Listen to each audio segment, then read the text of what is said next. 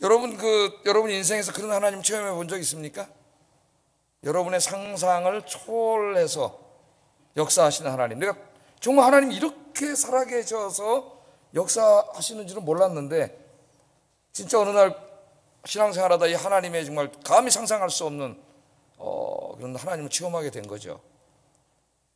체험해 보신 적은 있으세요? 아멘입니까? 우리 성도님들 훌륭하신 성도님. 언제? 그게 언제예요, 여러분? 하나님의 은혜가 날마다 새롭기를 바랍니다. 날마다. 제가 늘 말씀드리죠. 여러분의 신앙이 역사가 되지 않게 하라고. 옛날에 젊었을 때 그거 아무 소용없어요. 지금 현재 날마다잖아요. 매일 아침 새롭게 해달라고 기도했잖아요. 그러니까 하나님과 나와의 관계는 매일 새로워져야 돼. 매일 아침. 또 이 시간 지금도 항상 하나님 앞에 현재로 서가지고 살아계신 하나님을, 때로는 상상을 초월해서 역사하시는 하나님을 체험하시길 바랍니다. 제가 여러분에게 어느 주교의 기도도 말씀드렸죠. 그죠? 어느 주교가 7시 반 되면 습관적으로 교회 가서 하나님 좋았습니다 그리고 기도하고 이제 집에 갔는데 어느 날 진짜 하나님 좋았습니다 그랬더니 하나님이 오냐 내가 여기 있다 그랬더니 어떻게 했다 그랬어요? 심장마비 걸려 죽었다 그랬죠. 그 사람 매일 기도했지만은 진짜 하나님이 살아계셔서 오냐 내가 여기 있다 응답하실 줄은 꿈에도 생각하지 못한 거예요. 그러니까 하나님 진짜 응답하시니까 심장마비로 죽은 거예요. 깜짝 놀라가지고. 소설이지만은 우리에게 많은 걸 보여줘요. 저도 기도를 하는데 하나님 내가 과연 새벽에 주님 앞에 나와서 설교하고 기도하는데 하나님이 갑자기 영광 중에 내 앞에 탁 나타나셔가지고 장모야 내가 여기 있다 그러면은 내가 감당할 수 있을까요? 내가 그 하나님의 영광을 보고 그 다음에 내가 어떻게 될지 모르겠어요. 이단이 될지 어떻게 될지 너무 큰 영광을 보고 내가 감당할 수 있을까요? 근데 내가 스스로 답을 내리기를 내가 아직 감당할 수 없을 것 같아요. 마태복음 강의하면서는 마음이 청결한 자는 복이 있나니 저희가 하나님을 볼 것이며, 그 말씀이 계속 가슴에 다가오죠. 내가 하나님을 보지 못하는 것은 내 마음이 깨끗하지 못하기 때문이구나. 성경은 분명히 마음이 청결한 자는, 깨끗한 자는 하나님을 본다 그랬는데, 그 본다는 말이 그 마지막 천국에 가서 하나님을 본다는 의미도 있겠지만은 그것만이라면은 그 상상 속의 의미는 없어요. 하나님을 실제로 이제 본다 그랬는데, 그래서 이제 정말 내가 막 기도해서 마음이 청결해져 하나님을 내가 보면은 내가 감당할 수 있을까? 감당을 못할 것 같아요. 그것에 대해서 그런 생각이 들었습니다. 여러분, 하나님은 살아계시죠? 네? 정말 믿습니까 여러분? 그 하나님의 살아계신 존재를 어떻게 된다고요? 내가 느낄 수 있어야 된다 그랬죠. 신앙은 하나님 그냥 살아계셔, 머릿속으로 어디 자주 들어가지고 그냥 이성과 관념 속에 있으면 안 돼요. 그 하나님이 진짜 살아계시면 이렇게 느껴져야 되죠. 요새 내가 이제 이렇게 설교 준비하고 그러다가 좀 골이 아프면은 유튜브 있고 이제 책도 읽고 그러면서 이것저것 이제 공부를 합니다. 계속 공부를 해요 제가. 그래서 계속 업그레이드 되고 있어요. 제가 인공지능이나 마찬가지예요. 지식을 계속 듣기 때문에 계속 업그레이드 되고 있습니다. 지식이 업그레이드 되고 있어요. 재밌어요 아직도. 데카르트라고 하는 사람은 이제 근대 철학의 아버지, 근대 세계관의 아버지, 근대적인 사고방식의 아버지, 데카르트를 다시 한번 공부해보자 그래가지고 이제 데카르트를 쭉 공부했죠. 근데 이 데카르트라고 하는 사람이 이제 살던 시대는, 그 사람은 뭐예요? 정말 자기 이성을 통해서 하나님이 살아계신다는 것을 증명할 수 있을까? 한번 증명해보자. 하나님이 살아계신다는 것을 내 이성을 통해서 증명해보자. 그렇게 생각을 하고 이제 그걸 증명하는데, 그 사람이 살던 시대는 이제 막 유럽에서 30년 전쟁이 끝나는 시대예요. 30년 전쟁은 뭐예요? 유럽이 종교개혁 이후에 카톨릭을 믿는 나라와 개신교를 믿는 나라로 나뉘어가지고 30년 동안 전쟁을 했습니다. 카톨릭과 개신교 간에 치열하게 싸웠죠. 유럽에서는 카톨릭과 개신교는 원수예요. 서로 죽이고 싸우고 전쟁 일으켰던 사람들입니다. 자, 그러면 30년 전쟁이 이렇게 이제 웨스트팔리아 조약으로 1648년에 이제 이렇게 끝나게 되고, 우리 싸우지 말자. 그래서 이제 카톨릭과 개신교가 화해하고 뭐 이런 일이 벌어지지 않습니까? 그런 가운데 있었는데, 그 데카르트 이전에 바로 그 직전의 사회라고 하는 것은 교회가 지배하던 사회죠. 그래서 그 사람들의 모든 가르침, 세계관이 스콜라 철학이에요. 그래서 학교의 대학의 교수님들이나 학교 선생님들은 다 성직자예요. 그러니까 교회의 가르침과 세상의 가르침이 분리되지 않았습니다. 중세 유럽은 기독교 사회예요. 기독교 사회. 성경의 가르침과 세상의 가르침이 분리되지 않았고, 뭐 물리학, 철학 이런 것들이 다 신학에서 나와요. 다 성경에서 가르쳐주고 그렇게 가르쳤고, 아무도 그걸 의심해 보지 않았고 그걸 다 그냥 받아들였죠. 그걸 배워서 많이 암송하고 많이 깨닫고 있는 사람이 지식인이. 근데 이제 데카르트 오면서 갈릴레오라고 하는 사람이 자연과학을 많이 발전시키고, 뭐 과학은 그 사람이 훨씬 뛰어났지만 이제 이걸 철학적으로 정립하는 건 데카르트가 이제 뛰어나죠. 생각을 해본 거죠. 야, 내가 이 가톨릭 사회 세계관 속에 태어나가지고, 예? 재미있나 모르겠네 이런 얘기가. 재미있어요 없어요? 예? 근데 재밌게 얘기해 주잖아요 여러분. 철학적인 얘기도.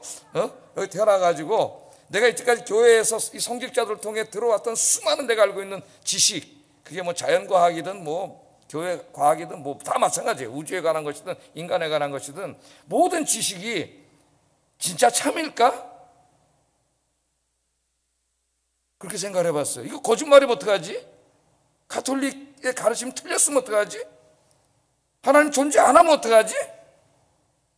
그래서 이 사람이 생각을 한 거죠. 그렇다면은 이제까지 내가 교회 안에서 이 세상에서 학교에서 배워왔던 모든 지식이 다 거짓말이다, 틀렸다, 이렇게 한번 의심을 해보자. 심지어는 1 더하기 1은 2라는 것까지도 틀렸다. 이게 수학 공식도 틀렸다고 하면 가정을 해보자. 그래서 이제 이거 방법적 회의라 그래. 방법적 회의. 그래서 의심을 해본 거예요. 다 의심을. 이제 두 가지 가설을 세웁니다. 하나는 꿈의 가설이고, 하나는 이제 제가 다 연결이 돼서 얘기하는 거예요. 철학 저도 잘 몰라요. 꿈의 가설이고 하나는 악마의 가설이에요. 꿈의 가설은 뭐냐? 자, 이 사람이 이제 군에 입대해가지고 전쟁을 치를 때 보초를 쓰고 이제 집에 가는데 뱀이 한 마리 갑자기 확 앞에 지나가는 거예요. 깜짝 놀라가지고, 어이 깜짝이야. 그러고 보니까 뱀이 아니라 새끼줄이에요. 그럴 때 있어요 없어요? 이런 밤에 산길 혼자 가는데 막 저기 뭐 하나 걸려있는데 갑자기 그게 귀신으로 보이고, 어렸을 때 그런 적 있었죠. 예? 이걸 깜짝 놀란 거예요. 내가 조금 아까 분명히 봤을 때는 저게 뱀이었는데 다시 정신을 차려보니까 뱀이 아니네? 내가 알고 있는 모든 지식이 이럴 수 있다는 거죠. 집에 가면 저 토끼 같은 새끼가 있고 다 있는데, 저게 실제 토끼 같은 내 자식이 아닐 수도 있고, 예? 그런 생각을 해본 거예요. 이게 이 사람이.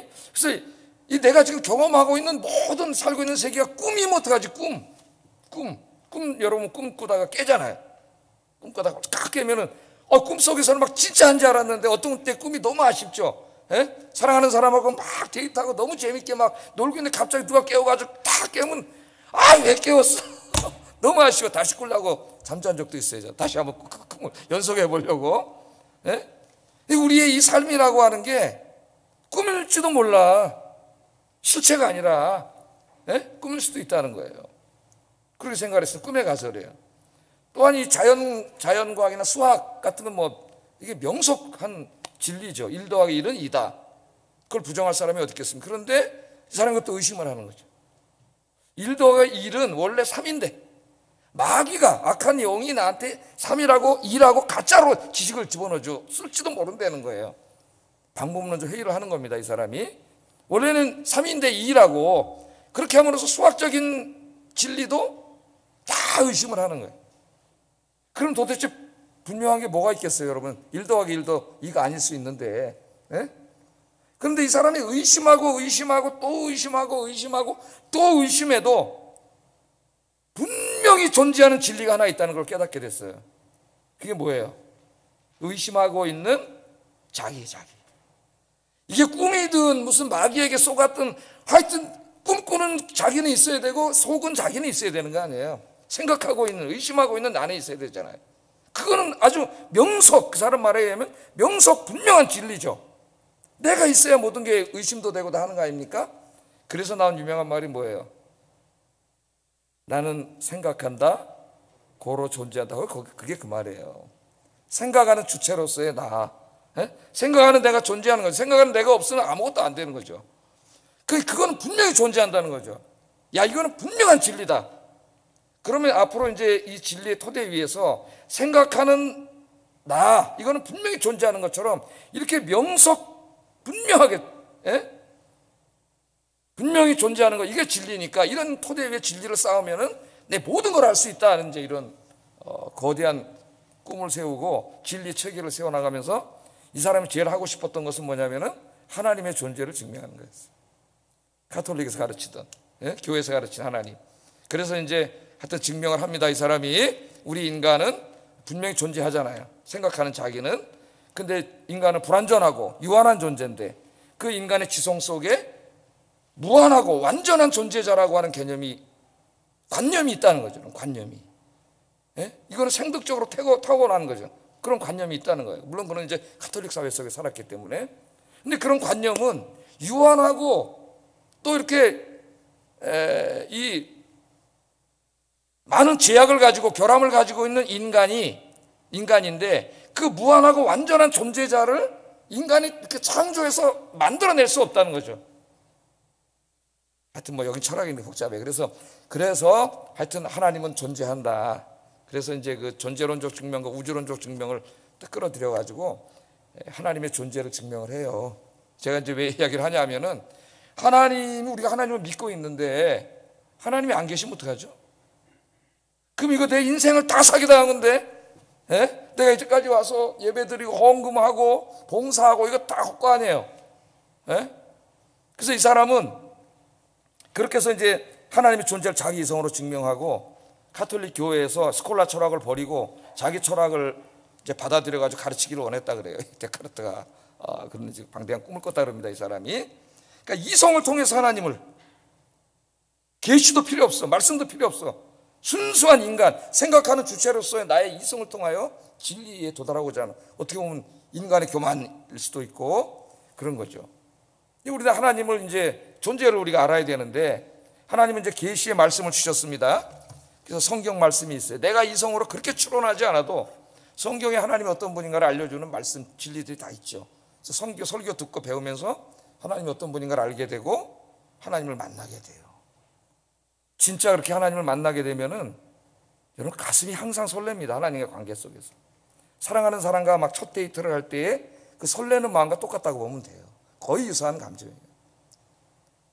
성경을 통해서. 그런데 성경을 통해서 이제 하나님을 만나도 이게 제일 중요하지만은 더 그만큼 중요한 게 뭐냐면은 성경에서 내가 만난 하나님을 내 삶에서 체험하는 거예요. 진짜 살아계신 거예요. 내가 막 정말 기도했는데 하나님이 막 기도 응답해 주시고, 어떨 때 막 너무나 불안해서 견딜 수가 없었는데 기도했더니 하나님 막 평안한 마음을 주시고, 너무나 우울증이 와가지고 막 자살하고 싶었는데 하나님께서 기쁨을 주시고, 이거 엄청난 걸 체험하는 거죠. 예? 때로는 막 그 정도가 상상을 초월하는 하나님을 체험하는 거죠. 그럼 그 사람의 신앙이 얼마나 깊어지고, 예? 신앙이 얼마나 그 사람의 이 생동감이 넘치겠어요. 원래 신앙은 그런 거예요. 그런데 우리가 신앙생활을 엉터리를 하기 때문에 하나님은 막연한 하나님, 관념의 하나님이 되고, 하나님은 뭐 경험해 보지도 못하고, 기도해서 뭐 이렇게 응답을 체험해 보지도 못하고, 그러다 보니까 신앙생활이 자꾸 이렇게 나태해져 가면서 그냥 하나의 종교인이 돼버리는 거죠. 종교인. 예배는 지루하게 느껴지고 말씀 들어오지 않고 완전히 신앙이 그냥 바닥에 나고 불쌍한 거죠. 그렇게 다 타락해 가는 거예요. 근데 오늘 이제 이 기도원이 그렇게 믿음이 큰 사람이 아니었는데 오늘 진짜 상상을 초월하는 방법으로 역사하신 하나님을 만납니다. 그게 한번 좀 제가 서론을 길게 했는데요. 한번 인간들이 하나님의 존재를 알기 위해서 얼마나 노력했는가를 한번 제가 말씀드리고 싶은 거예요. 자, 기드온이 이제 하나님 말씀에 순종해가지고 31,700명의 사람을 돌려보냈습니다. 정말 두려워하지 않고 하나님을 의지하는 믿음의 사람, 어떠한 상황에서도 사명감과 책임감을 가지고 있는 사람 딱 300명을 뽑아서 말씀에 순종해서 다 가라 그랬어요. 자, 그런데 오늘 본문에 보면은 기드온이 또 망설이고 있어요. 또 망설이고 있어요. 9절 11절 한번 읽어보겠습니다. 시작.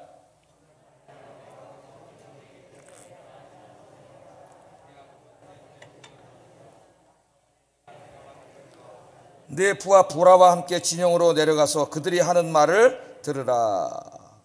자, 기드온이 왜 두려움에 휩싸였습니까? 기드온 지금 우리 계속 공부해 왔잖아요. 원래 그냥 하루에 쫙 해버려야지 다 들어오면 자꾸 잊어먹죠. 그러니까 사사기로 계속 읽으세요, 여러분. 성경을. 그럼 벌써 하나님이 기드온한테 몇 번 징조를 보여줬냐고. 예? 기드온이 당신이 진짜 하나님임을 보여주세요. 그래 또 너 그런 국물 갖다가 고기에다 쏟아가지고 바위에서 불이 나와서 다 태우는 증거를 보여줘. 예? 그 정도면 돼야 되는데 또 하나님 나가라니까 하나님이 이번에 또 이제 양털을 갖다 놓을 테니까 거기다가 이제 하루 이슬이 내려서 양털만 적게 해주시고 또 하나님 그대로 되게 양털 짜니까 땅은 말랐는데 이슬이 내리면 다 내려야 되는데 양털만 내렸어요. 엄청난 표정을 보여주셨잖아요. 그랬더니 그것도 또 안 돼. 그 다음날 또 거꾸로 되게 해주세요. 양털은 마르고 또 땅에는 이슬이 내리고 이렇게 하나님이 지금 몇 번째입니까 이게 지금? 우리의 모습이 보여요. 우리의 모습. 믿음 없는 우리의 모습이. 그런데 지금 하나님이 또 군사도 32,000명 너무 많다고 다 돌려보내시고 이제 300명 딱 이렇게까지 해서 하나님이 함께 계심을 보여줬는데도 지금 하나님 뭐라니 하면 네가 내려가기를 두려워하거든 이 말씀을 하세요. 그게 또 두려운 거예요. 진짜 300명 뽑을 때까지 또 믿음이 생겼습니다. 나 양털 기적도 있고 막 그래야 이제 믿음이 생겨서 자 이제 한번 해보자고 딱 보니까 저기 뭐가 보여요? 13만 5천 명이 보이잖아요. 어마어마한 군대가 보이잖아요. 저걸 또 딱 본 순간 또 두려워진 거예요. 이게 기도니 뭐 믿음이 이렇게 없는 게 아니라 우리가 그렇지 않습니까? 예? 오늘 또 탁 기도해서 믿음이 생기는 것 같은데 또 그 다음날 믿음이 탁 없어져가지고 또 실망하고 좌절하고 두려워하고 우리 맨날 그렇게 살아가잖아요. 예? 일주일 전에 하나님의 큰 은혜를 처음 했는데 또 일주일 후에 상황이 어려워지면 또 낙망하고 절망하고 그거 어떻게 보면 우리의 모습입니다 이게. 그래서 이제 우리가 하나 기도원을 통해서 계속 배우는 게 뭐냐면은 상황을 바라보거나 사람을 바라보지 말고 하나님을 바라보고 살자.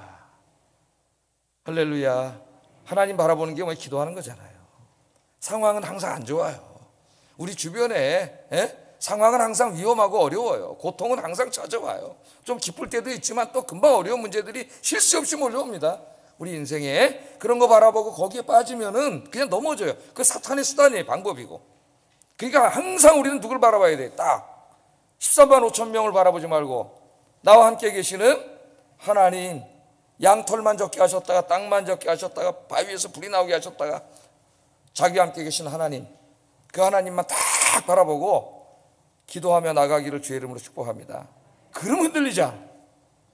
자꾸 다른 데 보지 마세요. 하나님만 바라보세요. 바울이 복음을 전할 때도 사탄이 여러 가지 환경을 통해서 바울을 죽이려고 단념시키려고 엄청나게 하잖아요. 사도행전 우리 공부했지 않습니까?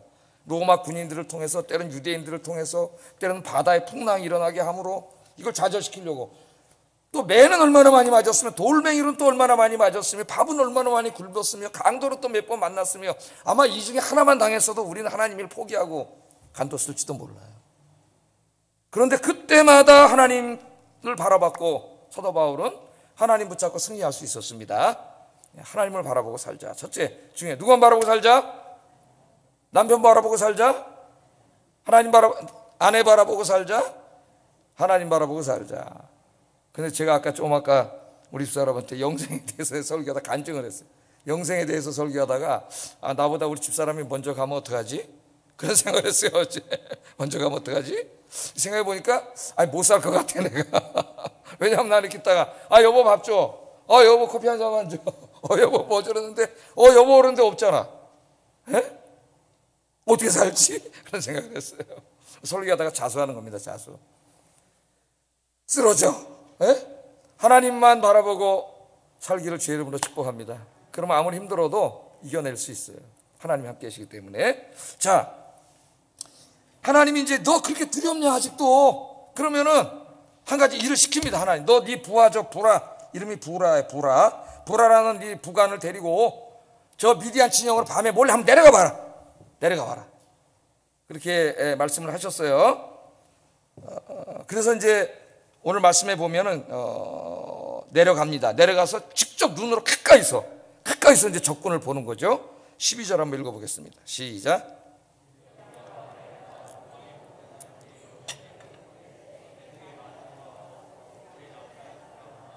해변에 모래가 많음 같은지라. 아멘. 두려워하고 있는데 하나님이 지금 뭐 하시는 거예요 이게? 두려워하고 있는데 왜 거긴 가까이 내려가서 지금 이 13만 5천 명을 더 자세히 보게 하는 거예요? 보니까 뭐가 보여요? 미디안과 아말렉과 동방의 모든 사람들, 이게 연합군이라는 걸 알게 됐어요. 주변 민족이 다 합쳐서 쳐들어온 거예요. 지금 보니까 그들이 골짜기에 누워 있는데, 밤이니까 누워 있었겠죠. 그 때가 메뚜기 때 같아요. 메뚜기 때 같고, 그들이 낙타의 수가 많아 해변에 그들의 낙타의 수가 해변에 모래같이 많다. 해변에 모래 쓸 수 있나요? 어마어마한, 아니 두려워 떨고 있는 기도원한테 왜 그걸 보여주는 거예요? 가서 절망하라고 보여주질 않았겠죠? 예? 그거 보면 더 절망할 텐데, 예? 그거 왜 보여줬을까 하나님이? 기도원은 이제 가까이 가서 맨 처음에 그걸 봤지만은 그들의 실체를 봅니다. 실체. 하나님 그걸 보게 하시려는 거예요. 겉모습 보이는 그 겉모습이 아니라 13만 5천 명의 실체. 그들이 겉으로는 강하게 보였지만은 진짜는 그들이 오히려 지금 이스라엘 백성들과 하나님을 두려워하고 있어요. 두려워하고. 그걸 보여주시려는 거예요. 그게 이제 13절 14절에 나오죠. 한번 읽어보겠습니다. 시작.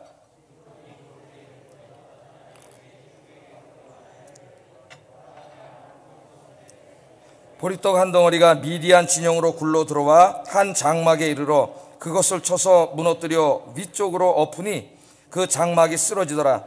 그의 친구가 대답하여 이르되 이는 다른 것이 아니라 이스라엘 사람 요아스의 아들 기드온의 칼이라. 하나님이 미디안과 그 모든 진영을 그의 손에 넘겨주셨느니라 하더라. 이게 쫙 내가 숨어서 보니까 이제 그 보초 쓰는 놈들이 이제 딱 서갖고 지네끼리 이제 얘기를 합니다. 여러분 보초 쓴다고 저 텔레비 나오는 것처럼 막 이러고 있지 않아요. 둘이 이제 고향 얘기도 하고 우리나라 군인들도 막 얘기합니다. 둘이 장을 기로하잖아요. 그 얘기하는데, 가만히 들어보니까 어젯밤 이 사람들이 꿈 얘기를 하는 거예요. 야, 내가 어제 꿈을 꿨는데 큰 보리떡 하나가 보리떡 덩어리가 하나 있는데, 그 보리떡 덩어리가 막 우리 진영으로 굴러 들어오더니 갑자기 한 막사를 탁 덮쳐가지고 그냥 그걸 다 무너뜨려 버렸다는 거예요. 그게 무슨 꿈이지? 근데 이 사람들이 또 한 놈이 해석을 하네. 거기다가 해석을 뭐라 그래요? 그의 친구가 대답하여 이르되 이는 다른 것이 아니라 이스라엘 사람 요아스의 아들 기드온의 칼이다. 그게 바로 하나님이 미디안과 그 모든 진영을 그의 손에 넘겨주셨다. 이게 그 꿈이다. 또 해석은 제대로 하네. 또 기드온보다 더 믿음이 좋아요. 이 사람이 영적으로 뛰어나 있어요. 해석을 하는 거예요. 그 소리를 이제 딱 불화하고 둘이 들은 거죠. 기드온이 두려워하고 있었는데 실제로 누가 자기를 두려워하고 있어요? 쟤네들이 자기들을 두려워하고 있는 걸 알게 됐어요. 여러분, 이 사탄과 또 사탄의 세력들은 겉으로는 강하게 보이지만은 헛개비. 여러분이 기도와 말씀으로 무장하고 나가면 두려워할 거 없습니다. 사탄이 여러분을 두려워해요. 기도하는 사람 앞에서 사탄은 꼼짝도 못해. 그러니까 사탄을 두려워하지 마시고, 여러분 기도하고 영적으로 무장해서 하나님의 군사잖아요. 하나님의 군사인데 뭐가 들어와요? 하나님 외에는 두려운 게 없는 거지. 두려워하지 마세요. 무서워하지 마세요. 승리하시기 바랍니다. 이어령 선생 책에 그러잖아요. 자기가 70평생까지 무신론자로 살아오면서 하나님이 있다고 생각하는 사람들을 조롱하고 비난하고 큰 무신론적인 지식인으로 살아오다가 그렇게 대단한 것 같았지만은 집에 가서는 사실 밤에 잠이 안 와. 잠이 안 올 때 죽음이 두렵고 무서워서 잠도 못 자고 벌벌 떨었다 그러잖아요. 지금 뭐 지식인이라고 하는 사람들이 다 신이 없다 그러고 큰 소리 뻥뻥 치고 나와서 떠들지만은 밤에 가서 다 이렇게 무서워서 잠도 못 잔다고 그렇게 써놨어요. 그분이 대단한 것 같고 무슨 이 코로나에 교회 가서 예배를 드리냐, 하나님이 어딨냐 바깥에 그러지만은 밤에 가서 배만 조금 아파도 죽을 병 걸렸을까 봐 둘둘 떠는 사람들이 그 사람들이에요. 두려워해. 그들이 두려워하고 있는 거죠. 권력자들요, 여러분 요한계시록 6장에 보면은 나중에 하나님의 최후 심판이 임할 때 어떤 일이 벌어져요? 이 땅의 왕, 그 다음에 권력자들, 장군들이 전부 산으로 도망가가지고 무서워가지고 벌벌 떨면서 산하 바위가 무너져서 하나님의 진노가 우리에게 임하지 않도록 우리를 가려다오 그러고 벌벌 떨고 있는 게 이 요한계시록 6장 15절 17절에 나오잖아요. 그 그림 대단한 사람인 것 같죠? 권력을 갖고 막 나른 새도 떨어뜨릴 것 같고 대단한 것 같죠? 아무것도 아니에요.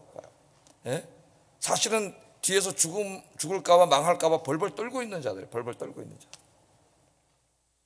자, 근데 여기 하나 또 이제 보면은 정말 하나님의 역사가 오늘 설교 이제 제목에 집중을 하다 보면 자, 기가 막히게 역사하는 거죠. 이 13만 5천 대 300의 싸움은 이길 수 없는 건데 하나님은 어떻게 역사하세요? 한 사람이 꿈을 꾸게 하셔. 아마 비슷한 꿈을 많이 꿨을 거예요. 저들이. 이 대표지. 꿈을 꿨는데 또 해석도 또 기가 막히게 해석을 잘하게 하셔. 그들의 꿈속에까지 하나님이 역사하셔서 싸우기도 전에 저들을 벌벌 떨게 만들어 놓잖아요.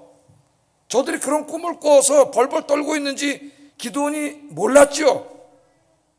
예? 하나님 말씀에 순종해서 300명만 데리고 나가 싸우려고 할 때 이미 하나님은 역사하고 계셨잖아요. 꿈속에까지 찾아가서 무섭게 벌벌 떨게 만들어 놨는데 기드온은 그걸 모르는 거지.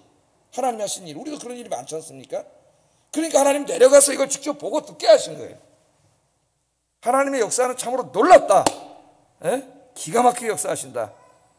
그러니까 여러분이 기도하면은, 여러분이 기도하고 여기에 있지만은 하나님은 벌써 앞서가셔서 그들의 마음속에서 여기저기서 일하고 계시다는 거예요.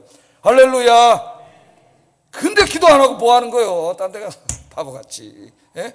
하나님이 움직이셔야지. 하나님이 내가 뛰어댕겨 봐야 뭘 얼마나 뛰어댕깁니까 여러분. 제일 어리석은 사람이에요. 기도하고 하나님께 매달려 하나님 지켜주시지. 자, 그 다음 계속 보겠습니다. 하나님이 기가 막히게 이제 역사하시는 방법을. 그래서 기드온이 이제 확신을 가졌죠. 야, 하나님이 이미 저들의 꿈속에까지 역사하셔가지고 두려움에 떨게 하고 있구나. 예? 이게 이제 하나님 승리 주실 거야. 그러면서 들어와가지고 하나님이 주신 지혜로 이제 작전을 짜. 300명인데 100명, 100명, 100명 이렇게 나눴습니다. 근데 이제 공격을 해야 되는데 뭘 가져가요? 한 손에는 나팔, 한 손에는 항아리, 항아리 속에는 횃불을 숨겼어요. 이래갖고 이제 100명씩 나눴습니다. 그리고 이제 기드온이 작전을 짜는 거죠. 작전을 짜는데 어떻게 작전을 짰냐면은 내가 100명을 데리고 제일 앞에 가가지고 나팔을 불고 항아리를 깨. 그럼 횃불이 나오잖아요. 그 횃불을 딱 들 때에 100명 있는 200명도 똑같이 하라는 거죠. 똑같이. 예? 그렇게 해라. 근데 이상하게 공격을 해야 되는데 공격용 무기는 없어요. 칼하고 창 이런 게 있어야 되는데 그런 건 들지 않았습니다. 이 전쟁은 누가 싸우실 거예요? 하나님의 방법으로 싸우는 거예요. 이제 하나님의 방법으로. 자, 그때의 상황을, 그래서 이제 내려가서 그 일을 하게 되는데, 자, 이게 놀랍습니다, 여러분. 여러분들 잘 모를 거예요. 제가 기드온 얘기할 때마다 그 생각이 나는데, 군에 가면 이제 우리 군인들이, 남자 군인들이 그 주간에 막 움직이는 훈련도 하고 야간 훈련합니다. 밤에. 근데 야간 훈련 중에 우리 군인들이 하는 게 야간 정숙보행이라는 게 있어요. 야간에 이제 소리 안 나게 몰래 접근하기 위해서 야간 정숙보행이라는 걸음이 있습니다. 이제 우리 저 군대 갔다 오신 분들은 다 알 거예요. 근데 이게 굉장히 웃깁니다, 여러분. 굉장히 천천히 가요. 저 하늘에 나무에 그 느린 뭐죠, 그거? 예? 걔 이름을 까먹었네. 걔같이 늦게 가요. 어떻게 하냐면 싹 손으로 앞에 안 보여요. 깜깜해요. 달이 안 뜨면은 진짜 아무것도 안 보입니다. 전방에는. 손으로 싹 뭐가 있나 이렇게 해가지고, 예? 없으면 그다음에 한 발에 가가지고 뒤로 또 싹 들어. 이 통 그대로 해 지금. 그러니까 또 없으면 또 싹 해가지고 천천히 한 걸음씩 가는 게 야간 정숙보예요. 근데 제가 깜짝 놀란 게 그 산속에서 말이죠. 근데 이 옷이 이렇게 하다 보면 옷이 이렇게 비벼지잖아요. 이 소리가 굉장히 크게 들리더라고. 깜짝 놀랐어요. 여기 들리지도 않잖아요. 지금 막 이래봐요. 여러분 들려요? 안 들리지. 근데 야간에 이렇게 조금 하는데 이 부시락 소리가 굉장히 크게 들려요. 굉장히. 제가 한 번 또 체험이 있는데, 다른 교회 성길 때 이제 그 구역장 건찰 수련회 해서 이제 구역장 건찰님들 한 300명하고 이렇게 수련회를 가가지고 이제 2박 3일 수련회를 하는데, 그 다 빌려가지고 하고 이제 그 목사님 주무실 때를 딱 보니까 냇물이 싹 흘러가고 냇물 위에다 오두막집을 딱 쳐놨더라고. 완전히 30대 내 감성으로, 야, 이건 낭만이다, 로맨틱하다. 그래서 그걸 이제 목사님 주무시는 대로 딱, 사모님하고 주무시라고 딱 해놨죠. 어떤 맨치 목사님도 보시고 흡족해 하시는 이제 표정인데, 그 다음날 자 목사 시끄러워서 잠 못 자겠다. 밤에 조용하니까 물소리가 엄청나게 큰 거예요. 그 낮엔 들리지도 않는 물소리. 깜짝 놀라고 이제 그 담당 장로님하고 얼른 나가서 바깥에 호텔을 구해가지고 이제 방을 얻어드렸던 생각이 나요. 엄청나게 큰 거죠. 근데 여러분 지금 보세요. 이거 지금 보초교대 이경이라 그랬습니다. 시간이. 그러니까 12시쯤이에요. 밤 12시. 고나게 잠든 때. 군인들이 완전히 고나게 잠들 때가 12시예요. 그래서 제가 겨울에 12시에서 2시 사이에 비상이 걸리면 눈물이 나오더라고, 진짜. 잠은 막 더 졸린데 그 추운 겨울에 전방에 영하 20도 내려가는데 깨가지고 비상 걸려서 바깥으로 막, 여기다 막 총알 봐도 탄창으로 막 감고 막 뛰쳐나가는데 진짜 눈물이 나와, 눈물이. 그 12시에 고나게 잠들었을 때에 갑자기 100명, 300명의 나팔을 그 조용한 데서 빡 불었다고 생각해 보세요. 여러분, 이거는 우리가 상상 못 합니다. 진짜 내가 아까 이거 한 사람이 이렇게 하는 이 부시럭 소리가 엄청 크게 들린다는 걸 체험하지 못한 사람은 이게 잘 실감이 안 날 거예요. 300명의 나팔을 빡 불었다 생각해 보세요. 진짜 이건 경춘, 이게 뭐라 그래요? 이거 어마어마한 태산이 무너지는 소리가 났을 거예요. 그러더니 갑자기 300명의 항아리를 빡 깨니까 이건 진짜 들어보지도 못한 요새 원자폭탄 터지는 소리가 났을 겁니다. 예? 그들은 싸움은 항상 칼과 창으로 싸웠지 이 소리는 이게 생각을 해본 적이 없는 거죠. 팍 깨지니까 이건 진짜 막 상상을 못하는 거예요. 자다가 막 깜짝 놀란 거죠, 이 사람들이. 예? 이게 뭐냐, 지금 이게 뭐냐. 그 혼비백산하는 모습이 21절 22절에 나와요. 한번 읽어보겠습니다. 시작.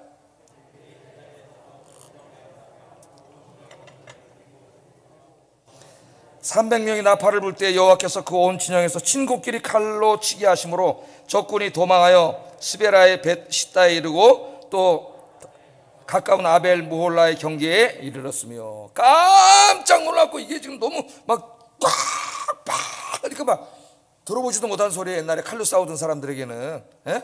그러면서 기도원을 위하라, 여호와를 위하라 하니까 아마 수십만 명이 수백만 명이 쳐들어온 줄 알았을 거예요. 깜짝 놀라서 저는 자다가 깨가지고 막 싸우는데 하나님이 또 이 상상을 초월하는 방법으로 역사하십니다.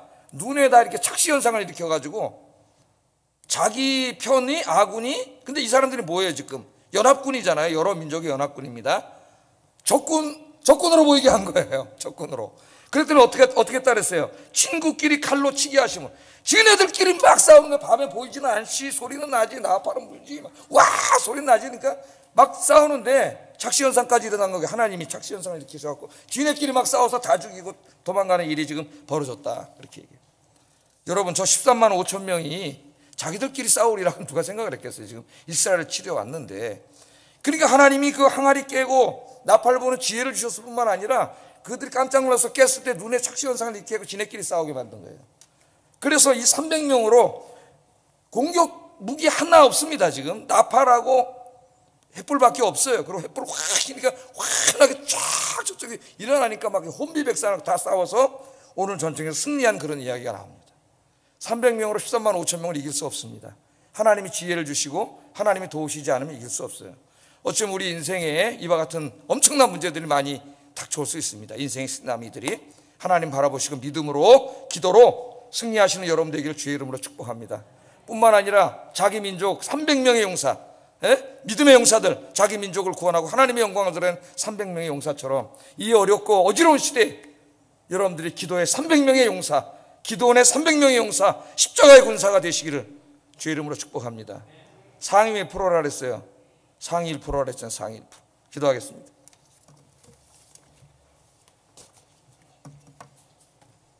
자, 두 가지만 말씀을 정리하면서 기도하겠습니다. 사탄이 사용하는 환경과 사람들을 바라보며 두려워하지 말고 하나님을 바라보고 하나님을 의지하고 용기를 내서 살게 하소서. 두 번째, 늘 우리와 함께 하시면서 상상을 초월하는 방식으로 역사하시는 하나님을 매일의 삶 속에서 체험하며 살게 해주세요. 기도하겠습니다.